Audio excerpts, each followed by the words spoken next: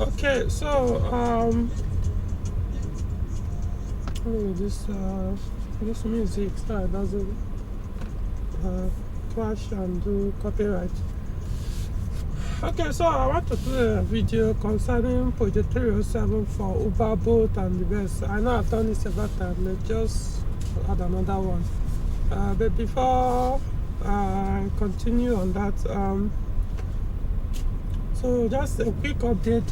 This is the W2 508, that's the facilitated model, the one I posted on my YouTube channel while I was doing the diagnosis and repair. So yeah, the work has been concluded. So I've used the car the whole of today, and most likely tomorrow as well. Discuss with the owner. That's usually my arrangement with him. Do repairs, use the car a day, two, whatever, depending on our discussion. Once I confirm that everything is okay, I return the vehicle. So that's what I'm doing now. So the whole of today worked. So far tomorrow, do it. So once I check everything is working well, I return the car. Okay, so that is it for the 508. That is, that's what I'm driving now. So for the 307,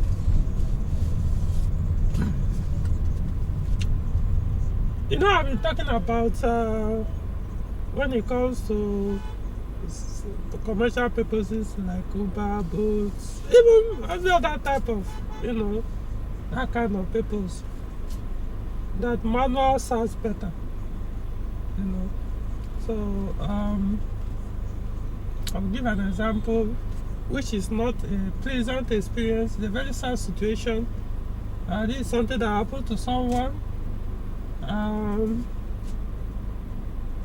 So he got a Tokumbo 307. In fact,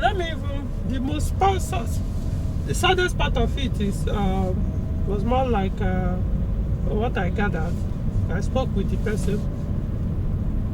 It's a hire purchase agreement, Get a Tokumbo 307. The owner of the car purchased the car as Tokumbo T5 JP4 automatic with the 307 T5.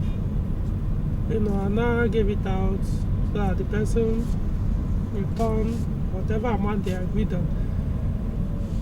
So, and the car is still clean, but from what I could tell,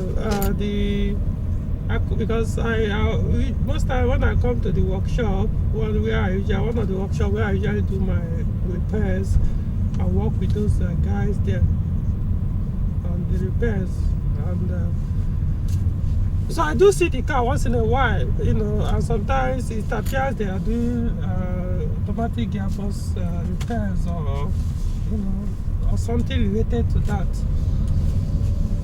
Until eventually recently the gearbox packed up, as in for good. The car refused to move. As in that was it. They had to tow the vehicle to the workshop.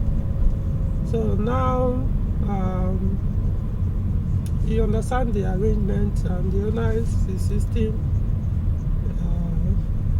the original agreement still stands. The money must be completed. So the guy is now, and I don't know how it's going to work, how the agreement is. It appears he's not who is going to do the gearbox replacement. I don't know. But for what he's saying, it's as if it's the driver's responsibility. I don't know anyway. So he's now looking at selling off the car to complete the payment. Probably has been able to make some. So, but here is the thing. I told him, in as much as, because he came to me to consult physically, this is the situation. So I was like, as long as that car gearbox is fucked, it means you're going to sell it. In fact, I think they've even removed the gearbox today. So there's nothing there anymore. So yeah, like I said, originally fucked. So it means you're going to sell the car with that gearbox. This is not manual gearbox we're talking about, this is automatic. So the automatic gearbox costs approximately 200,000 now, used one. 180, 200, thereabouts. You know, like I said, just could leave it approximately 200,000. So I told him, I mean, whoever that is going to buy it, is not going to buy it at the real value of that vehicle. Even when you exclude the cost of replacing the gearbox, you're going to buy it much cheaper. You know, if I'm buying a car, because it's a different thing. The gearbox is misbehaving. So okay, let me take it for a drive, and to confirm. It's not to confirm how bad the gearbox is, because it's as good as okay, I'm going to replace it. But then I need to be sure that the engine is good, every other thing is good, you know. But with the gearbox that is dead, as in the car cannot even move. It's dead completely. It can't move the vehicle anymore. So how am I sure that there are no other issues? Maybe the engine, this and that. The engine might start, but you need to put it in use. So my point is, whoever is going to buy it would like to price it very, very low. You know, because it's not something you could say, okay, let me buy and be managing, use it for a while before I can afford to change the gearbox. This is just something you have to do immediately as you are buying it. So I told you, you're going to get a big loss if you sell this car in that condition, irrespective of how good, clean every other part of the car is.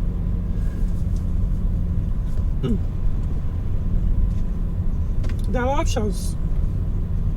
Keep using the car, convert it to manual if I were you. That's what I told you. Is it not the same gearbox you are going to put the same AL4, because it's AL4 TU5JP4, the same AL4 gearbox, and then you expect it to do what exactly? Are you sure in the next few months it's not going to pack up the one you are putting? So you convert another 200k.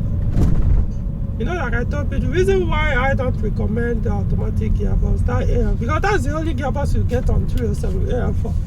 So as it's automatic, you know, they don't like heat.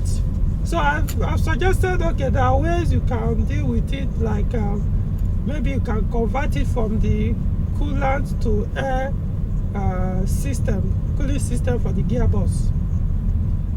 But you pointed it out. I even put phone number of someone that does the conversion. People can contact and, you know, discuss how, if what it will cost to do it on theirs or whatever. That's the only way you can do it. Remember, I'm not saying every user of 307 will have that gearbox issue, but I'm saying because of the nature of that gearbox, its weakness is heat. If you are running Uber, taxi or something, it means almost like 12 hours or more than 12 hours constantly the engine will be running, the gearbox will be running, the coolant will be getting hotter and hot, you know, or even if the point is to stay very hot, which will be reacting on the ATF. ATF will also stay hot, even probably hotter than the coolant. Who knows? I don't know. So you can't, you just going to deteriorate. The ATF will deteriorate, or you might not necessarily deteriorate. Just like I said, the gearbox doesn't like that heat, so it's going to affect it probably rapidly over time and kill it again. So the best option is convert it to that air. It's going to be an expensive project. Don't think it's a very cheap thing. You're likely going to spend more than 500,000. So I don't know, you know. So, but I'm just saying, to do that conversion from coolant to air cooling system for the gearbox, you know, or you convert it to manual and call it a day. You have no business again, so you can be able to finish up the business, and I don't know, rather than you keep buying automatic gearbox, changing it every now and then. So which one is better? Of course, the conversion might end up costing you the same amount of it or more, or probably the same amount, depending on the quality, how the quality of conversion you want to do. Of course, it's the same amount of buying the automatic gearbox. But that means that's the end of the situation. The only thing there now is, if you are not that good with manual usage, you'll probably be burning your clutches every now and then. But it's still cheaper than replacing the gearbox. So that is it.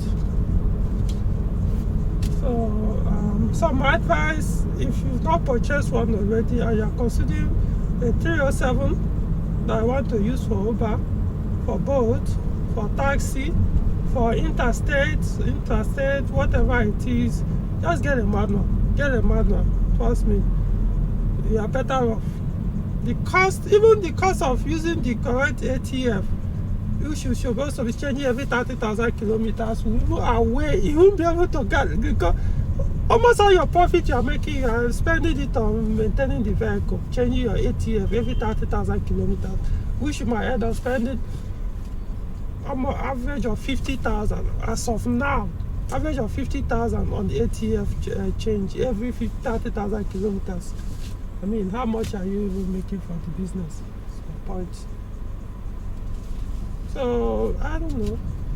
So get a manual one. But I know some people, they always want to find something to tell you, reason why they, no matter what, they will never buy manual, because manual is for poor people.